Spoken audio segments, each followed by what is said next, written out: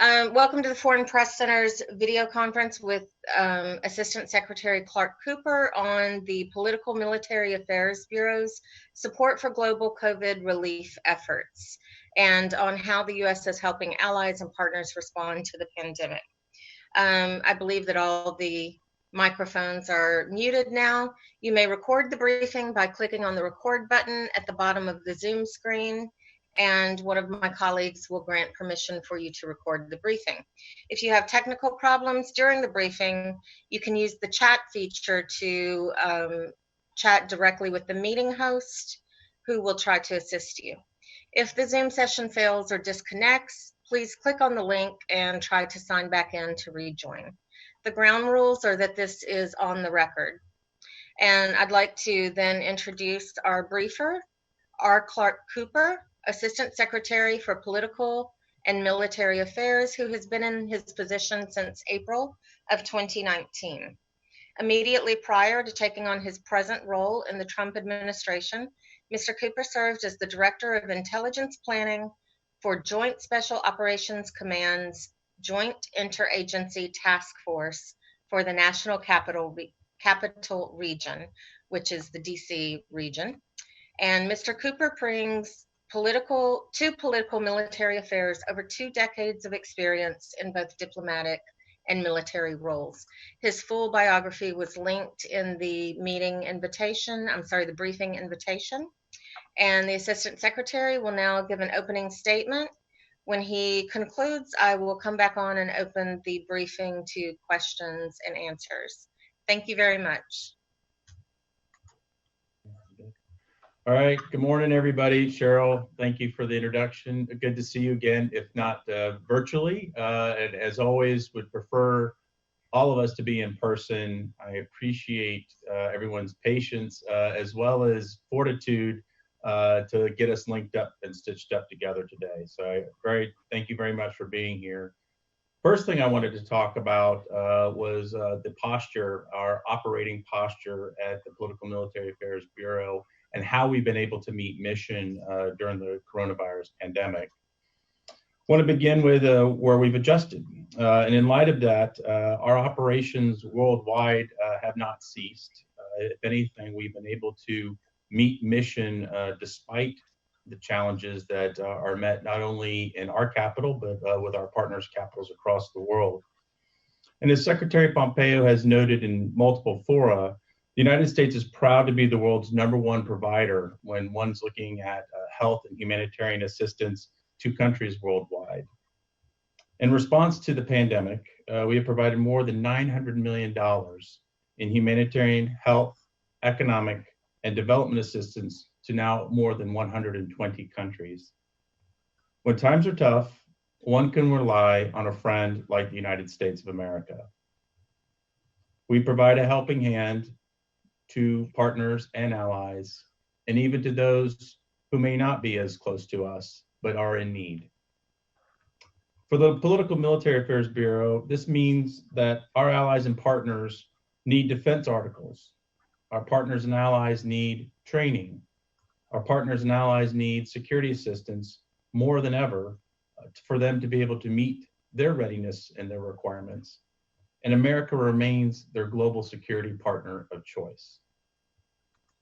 Now, from a posture standpoint, everything, absolutely everything, defense trade, security assistance, peacekeeping capacity building, humanitarian demining, etc., all the things that fall under the portfolio of the Political Military Affairs Bureau have been impacted by the virus, such as everything else has been impacted by the coronavirus. But what has not changed is the programmatic needs. What has not changed are those defense requirements. So far, none of our partners to date have asked to cancel a contract. However, over the course of the past few months, we do know and we have assessed supply chains and revenue streams are disrupted. Budgets are uncertain, and in some cases, defense budgets are truncating or shrinking. But both the United States government and US industry continue to honor our commitments to our partners. We remain able to process cases at approximately a pace and volume as we did prior to the onset of this pandemic. This is very significant simply because, as you see, we've adjusted to alternate means, not only in our way of communicating in open fora, we've adjusted our means to be able to conduct business day to day. And so while our physical presence in the office space may not be the same, our capacity and our ability to do our work has continued forward. I'm extremely proud of that. I'm very proud that our Bureau has worked very closely with the interagency, the National Security Enterprise, and the Defense Industrial Base to continue to deliver on contracts, deliver on continuity, and make sure that there are actual arrival or deliveries despite transportation challenges. Our partners have told us they want to continue their pending sales. Some partners have actually sought new or additional arms transfers or sales. Industry, to their credit, has been very candid through this entire process about where they do need our assistance and where they do need flexibility on processes. That is at every level of the PM Bureau, myself, my deputy assistant secretaries, and everyone at the operational level. We've all been involved in leaning forward on where we could adjust and where we could actually find opportunities in this new posture. Just late last month, the PM Bureau's Director of Defense Trade Controls responded with a number of temporary changes that will allow flexibilities on the International Traffic of Arms Regulations, or commonly known as ITAR, to help industry ensure continuity of operations, practice social distancing, maximize telework, and reduce the burden on IT systems, while still safeguarding national security and protecting technical data. Though I mentioned that these are temporary, I will say that my charge has been, and my lean on my colleagues has been, to seek further evolution on additional reforms. And I'm actually looking at this not just from an immediate response. We are looking at where there may be opportunity for further reforms, further afield, well past the pandemic. And what are these measures? Well, I will share some of those today. Reducing registration fees to $500 for applicants in tiers 1 and 2, which will save these firms, which will include many small to medium-sized firms. These enterprises are usually referred to in industry as the subs to the large, significant industry entities. And that will save about an estimated of $20 million over the course of the coming year. Also seeking and have put in place temporarily extending ITAR registrations expiring between February and June for 2 months. This allows some flexibility in recognizing latency in some of the processes that have impacted all of businesses. Temporarily suspending the requirement for that regular employees must work at the company's facilities to allow for telework. Remember, we've all adjusted. Everyone on this call has adjusted their work posture. We've adjusted our work posture here at the department. Industry's adjusted this work posture. What we want to make sure is that regulations in place prior to the pandemic are not punitive to businesses that are now having to do telework like all of us. Of course, there are caveats. The suspending the requirement of work at a facility allows for telework as long as those telework is being done in countries that are not prohibited, like Russia, for example. We have similarly eased requirements on sharing of technical data during remote work while carefully balancing the need for remote access, again, with the responsibility to protect US technical data.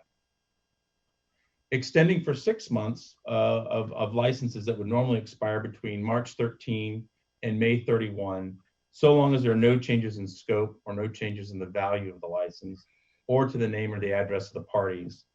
This measure was heavily sought after by industry, again, particularly by our medium and smaller sized enterprises, as it struggles to cope with the personnel and administrative disruptions that we're all facing imposed by this health crisis. And finally, I'd also like to highlight changes to how we transmit notifications to Congress. No surprise to many of you who have worked with the department. There are some processes that would be recognizable in the 19th century, the way we move paper.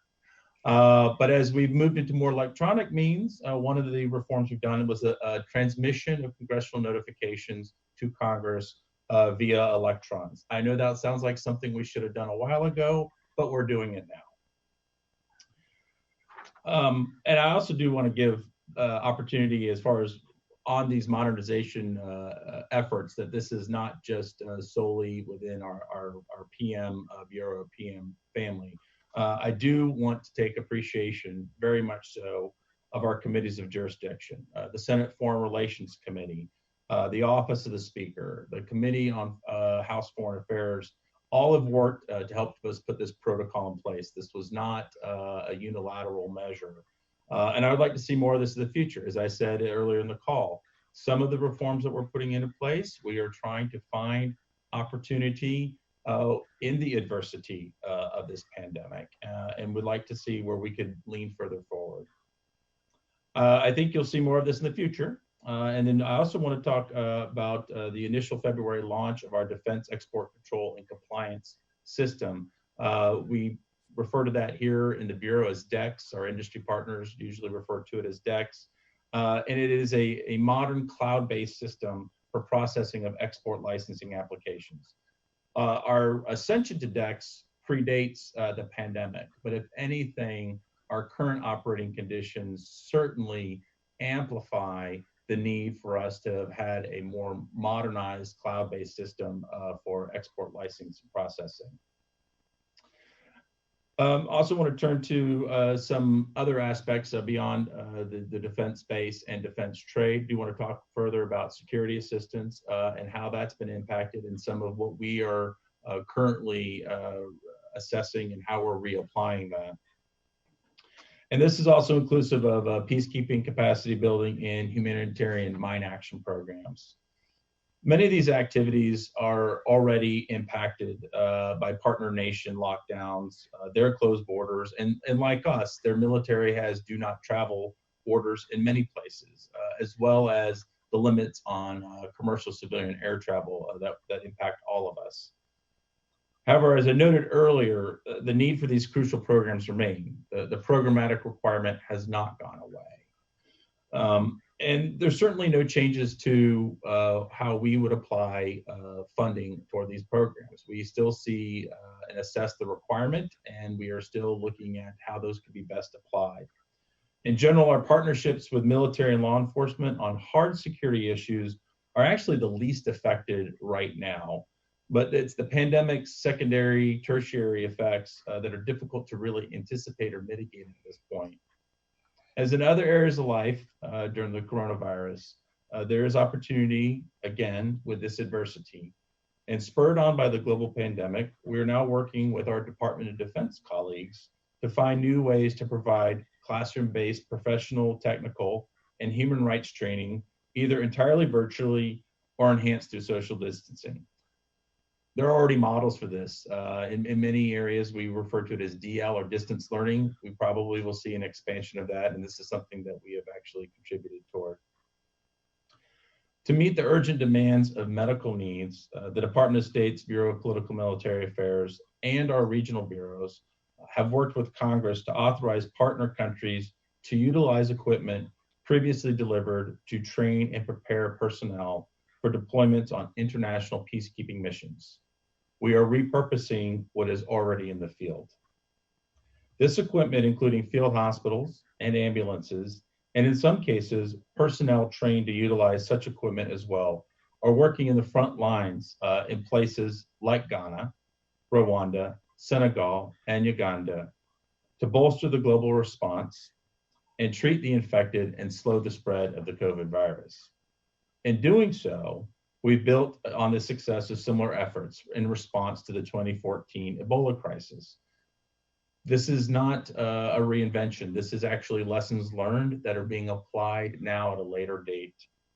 We capture those lessons and see those as a reference point on how we're applying assistance today and what we can take to the field and reapply in the field to help mitigate regional medical crises. U.S. foreign assistance investments focused on security capacity building help our allies, help our partners, acquire key capabilities essential to safeguarding their countries, and work together more effectively to meet our shared security challenges. Some of those challenges are not limited to one particular partner. As we all know, there are trans-regional and transnational threats. One could look at the COVID virus as yet another transnational, transregional threat. And through investments in such security assistance programs, we enable our allies and our partners to respond quickly and decisively to unforeseen crises like the COVID-19 pandemic, and demonstrate why the United States remains the global security partner of choice. As global response evolves, we continue to seek opportunities to temporarily repurpose previously delivered U.S. peacekeeping and security sector capacity building assistance to enable our partners to meet domestic needs as required or if required. We have notified Congress and that we have authorized the temporary use of a field hospital purchased for counterterrorism purposes, for example, in Mauritania, to apply it toward COVID response. We've notified Congress of plans to authorize partners in Sierra Leone, Chad, Mauritania, and Northern Macedonia to temporarily use other types of previously delivered equipment, including field hospitals, ambulances, and other items toward their domestic COVID-19 response, and as well as maybe address other efforts that may be impacted by COVID response. Such equipment was purchased for mostly counterterrorism purposes at the time, along with some for peacekeeping purposes. We have notified Congress we've authorized a temporary loan of this equipment, including tents, cots, mattresses, you name it, from the Regional Logistics Equipment Depot in Sierra Leone. And this would be applied in Sierra Leone's military's case toward COVID response. Elsewhere, NGOs that implement our landmine awareness programs are also delivering COVID messaging to the rural communities they serve.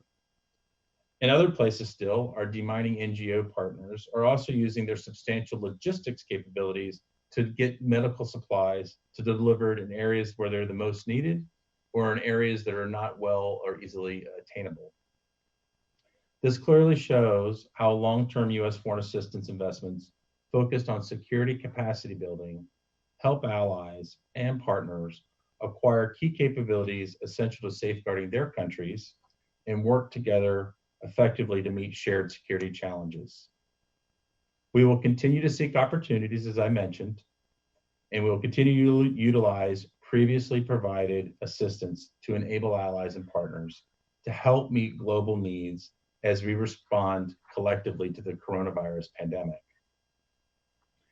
And lastly, let me close with an admonition that I think probably everyone here today has already heard before, but I'm going to say it again. Caveat emptor. In this difficult time, there are sadly remain unscrupulous state actors and their proxies as well that will seek to take unfair advantage of coronavirus-stricken nations. And so the question for our partners should ask, is this an altruistic measure coming from particular state actors? Assistance that comes along with the loss of sovereignty.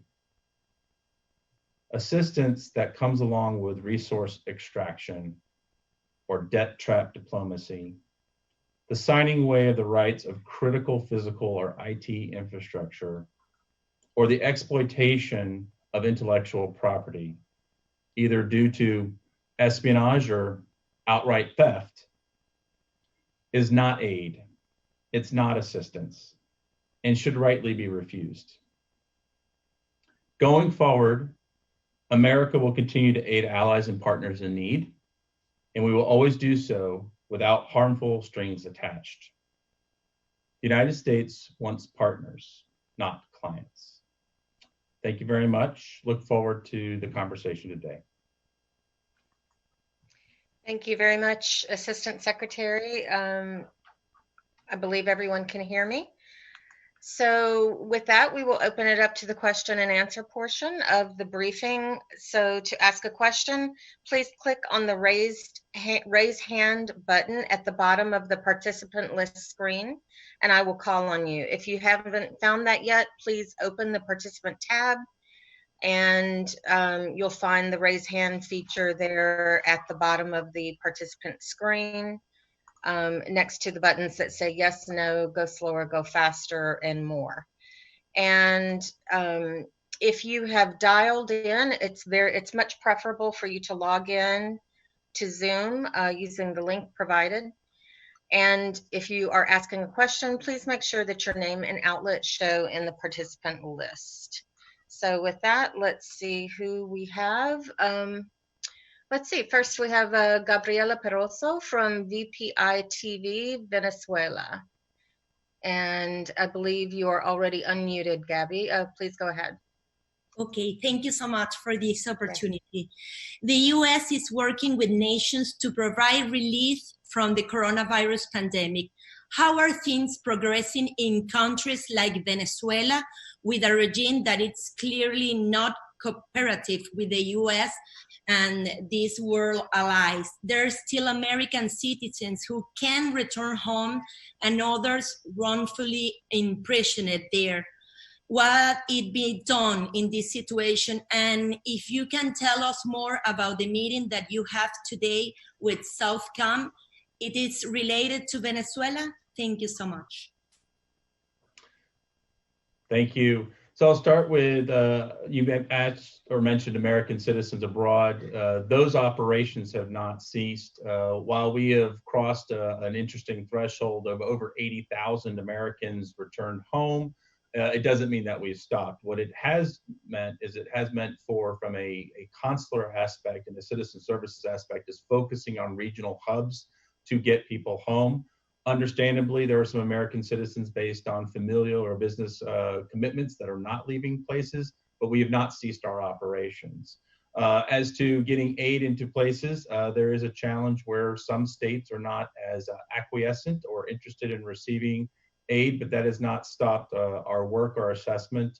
As we all have looked, be it in an open source forum or available in official reporting, there are waves of where this pandemic is contracting or expanding in certain places. So we don't anticipate any kind of abatement on pushing out assistance. There's certainly an ongoing assessment on where those assistance needs may occur. And as I said earlier, we're looking at where we would be adaptive on taking assistance that may exist in other accounts to reapply. One way to do that is to, if some countries, as I enumerated some, not all, where we would reapply peacekeeping efforts or resources that would allow them or free them up to be more focused on COVID. So we're also looking at it from an offset standpoint. And as far as Southcom is concerned, that is a hemispheric conversation that a number of folks will be participating in. Won't be limited to Venezuela, of course, but Venezuela, of course, is part of the Western Hemisphere and part of South America. So we be a healthy conversation with all the posts. Thank you.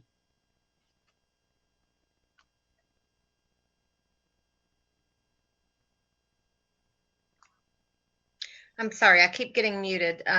So next we'll take Hey Ali from Yonhap News, South Korea. And let me unmute you. Please go ahead. Good morning, Mr. Assistant Secretary. I have a question for you on the Special Measures Agreement negotiations. Why has the U.S. asked South Korea to pay $1.3 billion, knowing fully well that South Korea won't accept that sum? And are there plans for the two sides to meet again soon to continue the negotiations, because thousands of Korean workers currently remain furloughed as of the beginning of April? Could you address those questions, please? Thank you. Sure. Yeah, thank you. The negotiations actually have not ceased. And as you noted, there has been some back and forth that has actually been revealed outside of government channels in Seoul or in Washington. But we've actually come a very long way since we embarked upon negotiations a year ago. And so there's little, I would consider like snippets or snapshots that are out there. But all parties have continued lines of communication from where we are in Washington. Have certainly seen ourselves as very flexible on being able to adjust as we proceed through the negotiations. And what isn't visible is the coming back and forth, that discourse between Seoul and Washington, between our foreign ministries, which is ongoing. That said, it's recognized that we still need to get to a place that is fully acceptable for both governments, that is fully acceptable for President Moon and for President Trump. But we're going to keep working this, and why? The main reason why is because our alliance is a tremendous investment, and both parties have a commitment toward the alliance, and that is certainly a foundation. If anything, the commitment to our alliance is the bedrock of the negotiations, and allows for us to have a candid discourse about burden sharing and shared responsibility. So while there's a shared adversity that we face in the region, there's also shared responsibility of meeting that.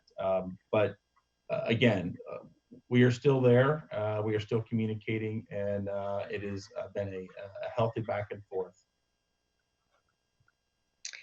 Thank you. Okay, so next we will take, let's go to a different region.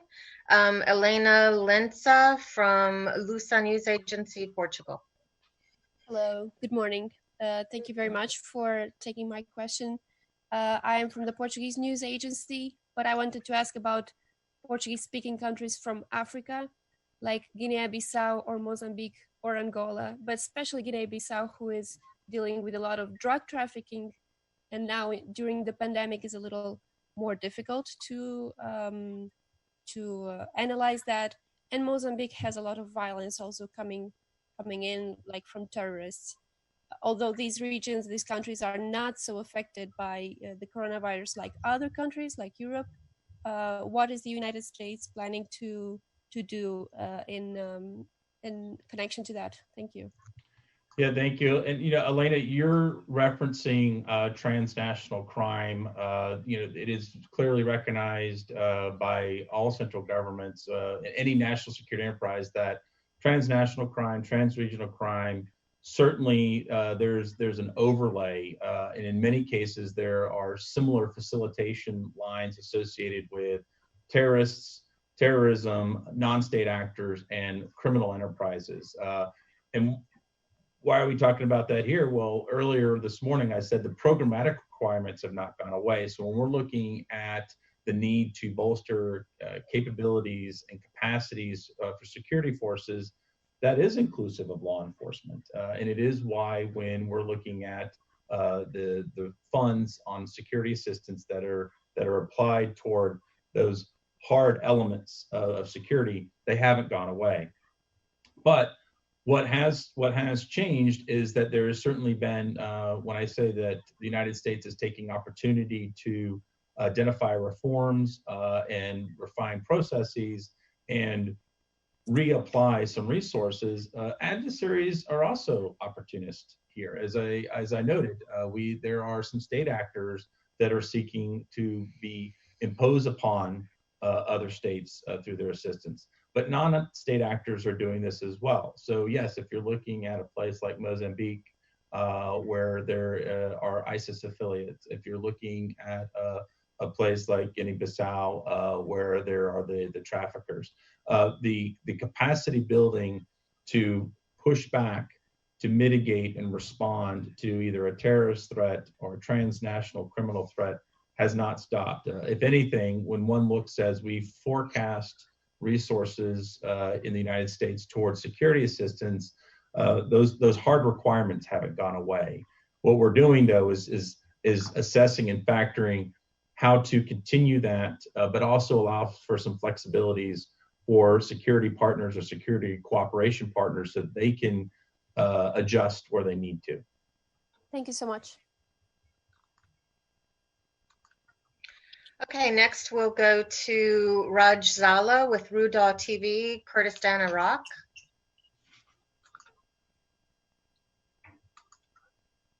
Go ahead, Raj. Thank you, Mr. Cooper, for doing this. I have two questions, actually, one on Syria and one on Iraq. On Syria, where you have a number of soldiers there, I was wondering if you could tell us how you're helping your SDF partners there. And also a second leg of that question, what are some of the obstacles? Because we know there are a number of actors, Russia, Syrian government, even Turkey might, not be happy with delivering assistance to your SDF partners. On Iraq, Iraqi officials are saying U.S. has already helped Iraq with about $15 million in combating COVID-19. Of course, both of my questions are for combating COVID-19.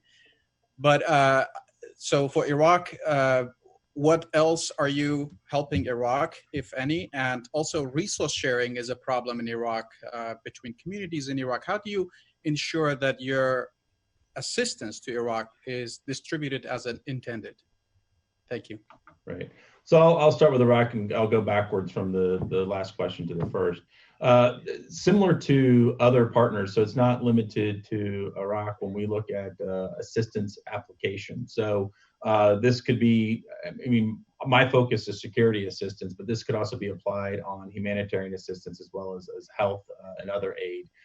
It is incumbent upon our department, our ministerial oversight. It is also incumbent upon our embassies in the field, not just in Baghdad, to be able to have ability to measure and assess where that's going. It's not unique to any particular partner. It is actually expected, in part for several reasons. One, we want to make sure that the assistance gets to where it needs to be applied, that it's not underutilized or wasted. Two, it also helps us gauge or measure where we may need to adjust in future cycles. We are right now in our current budget cycle looking into fiscal year 22. Helping us make that adjustment isn't just looking at it from a strategic perspective. There's an operational aspect of how are these funds applied? Where have there been lessons learned? Is there an augmented need in certain places? COVID has certainly played a factor in that, but if one is looking at it from the frame of a security context, then when we're looking at Iraq, it's what are those external threats and influences that would be a challenge for the central government in Baghdad? What are those non-state actor threats that, while have abated, haven't completely disappeared? And what are the external pressures that may be applied on ministerial functions or military functions that need to be addressed? So all of that factors in as far as not only the monitoring, but what we're looking for future application. Specific to Iraq, though, having a new central government in place certainly is a stabilizing application, very helpful. But what hasn't changed? Looking at the challenges for the region, and it's also not gone unnoticed that there's a significant amount of, one could say, metaphorical weight on Baghdad's shoulders, not only just for Iraq, but also from a regional context. To your questions about Syria, one of the challenges there that has not changed, but has probably been augmented by COVID is Russia's disruptive presence there. And certainly the challenges with the regime blocking delivery of assistance. That is well known. That actually preceded the COVID pandemic, but with regime held areas and also the disruption of lines of maneuver or communication, those disruptions are starting to and have impacted civilian populations in a way that is making it a challenge for NGOs to be able to help get assistance where needed.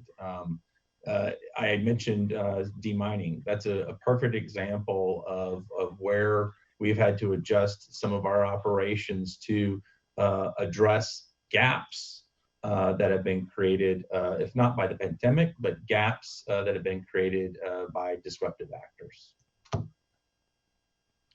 Okay. Thank you. So next we'll take, we have time, maybe 2 or 3 more questions, depending on how long the questions are. We'll take Sangmin Lee from Radio Free Asia. I'm trying to unmute, and you might be trying to unmute at the same time. Okay. Okay, go ahead. Yes, we can now. Okay, thank you for taking my question. Mm-hmm. US has been suggesting to North Korea, US ready to help North Korea combat COVID-19. So I want to know, is there any progress? So have you ever received any response from North Korea about helping to COVID-19? And second question is, do you have any information that North Korea has confirmed the case of COVID-19? Thank you. Were you able to hear the questions, Assistant Secretary? I think so, yes. So, I mean, no surprise to anybody who follows the Korean Peninsula, reporting out of Pyongyang is extremely limited, very tightly controlled. So, you know, one could look at it this way. There's nowhere on the globe that is completely absent of impacts of COVID, either by cases or effects of the pandemic, hence it's a pandemic. But yeah, anything that's come out of North Korean channels officially has been extremely limited. But to say that there's no cases there would be inaccurate.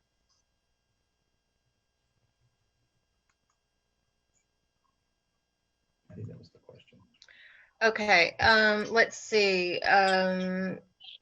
And next we'll go to TASS from Russia.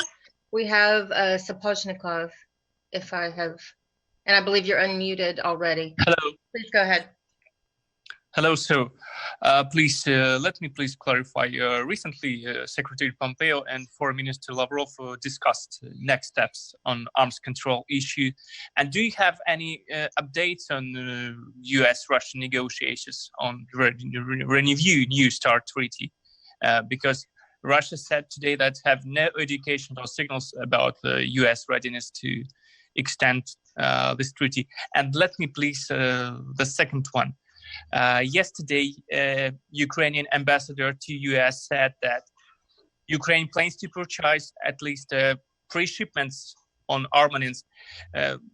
Let please clarify, are the negotiations in progress, please? Thank you. Right. So again, like I did with another question, I'll work backwards. So specific to Ukraine, if one looks historically, recent history, go back to 2014, the United States has committed well over $1.6 billion in security assistance to Ukraine. And that's in response to Russia's aggressive actions. And that crosses several administrations.